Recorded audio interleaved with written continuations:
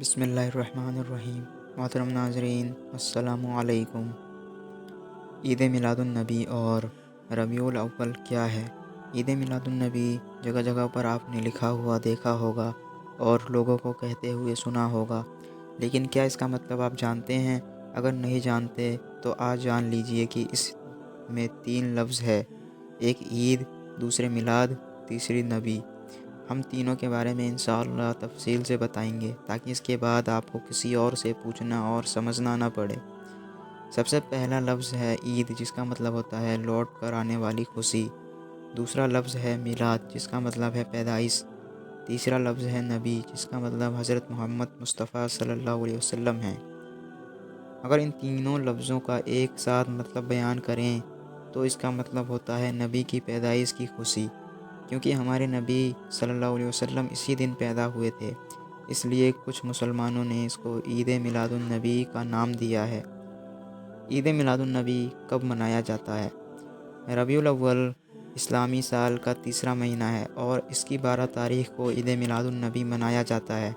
ویسے تو یہ طے نہیں ہے کہ اسی دن اللہ کے نبی صلی اللہ علیہ وسلم کی پیدائش ہوئی تھی، کیونکہ کچھ لوگوں کی ریسرچ کے حساب سے 9 تاریخ ہے، کچھ کے حساب سے 11 ہے، لیکن زیادہ تر ریسرچ کرنے والوں نے 12 تاریخ ہی بتایا ہے، اسی لیے لوگ اسی تاریخ کو پیدائش مانتے ہیں۔ 12 وفات کا کیا مطلب ہے؟ اس کا مطلب ہے کہ 12 ربیع الاول کو ہی ہمارے نبی وفات پا گئے اور اس دنیا سے پردہ فرما گئے، یعنی اس فانی دنیا سے اس دنیا کی طرف تشریف لے گئے جو ہمیشہ رہنے والی ہے، اور جہاں اللہ تعالیٰ نے اپنے دیدار کا وعدہ فرمایا ہے، اسی لیے لوگ اس دن کو 12 وفات بھی کہتے ہیں۔ عید میلاد النبی منانا جائز ہے یا ناجائز؟ کچھ لوگ کہتے ہیں کہ عید میلاد النبی منانا چاہیے، کچھ لوگ کہتے ہیں کہ نہیں۔ میرا خیال ہے کہ منانا ہر کسی کو چاہیے، ہاں وہ منانے کا طریقہ کیا ہو۔ نیچے ہم 2 طرح کے لوگوں کے منانے کا طریقہ بتا رہے ہیں، آپ خود فیصلہ کیجئے کہ کیسے اس مبارک دن کو منایا جائے اور کون سے لوگ ان میں زیادہ بہتر ہیں۔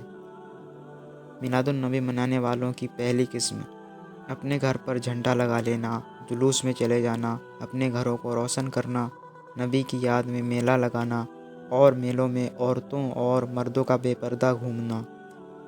میلاد النبی منانے والوں کی دوسری قسم: کوئی سنت زندہ کرنا، یعنی جس سنت پر ابھی تک عمل نہیں کیا تھا اس پر عمل کرنے کا ارادہ کرنا، جتنا ہو سکے نبی کے کام کو آگے بڑھانے کا ارادہ کرنا، نبی کی زندگی پر کوئی بیان یا کوئی کتاب پڑھنا، دین کی راہ میں نبی پر آئی تمام مشکلوں کو یاد کرنا، نبی کے تمام حکموں پر عمل کرنے کا تہیہ کرنا، اس دن آس پاس کے غریبوں کی مدد کرنا، پورا دن درود شریف پڑھنے اور عبادت میں گزارنا۔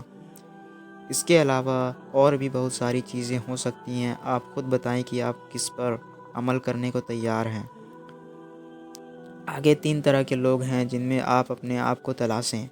ایک وہ شخص ہے جس نے پورے سال سوائے جمعہ نماز کے کوئی نماز نہیں پڑھی اور نہ ہی اپنی زندگی میں نبی کی کسی سنت کا خیال رکھا، لیکن وہ جلوس میں گیا اور عید میلاد النبی کو بڑے زور شور سے منایا، پھر اس کے بعد نبی کو بھول گیا۔ دوسرا وہ شخص جو نماز تو پڑھتا ہے، عید میلاد النبی بھی مناتا ہے، لیکن جو نبی کا مشن ہے اس مشن کو آگے بڑھانے کے لیے کچھ سوچتا بھی نہیں، جیسے نبی کے بعد لوگوں تک صحیح بات پہنچانے کے لیے صحابہ نے اپنی جانیں تک دے دی تھیں، لیکن اس شخص نے صرف خود سے مطلب رکھا اور اپنے آپ کو نبی کا سچا پیروکار بتاتا رہا۔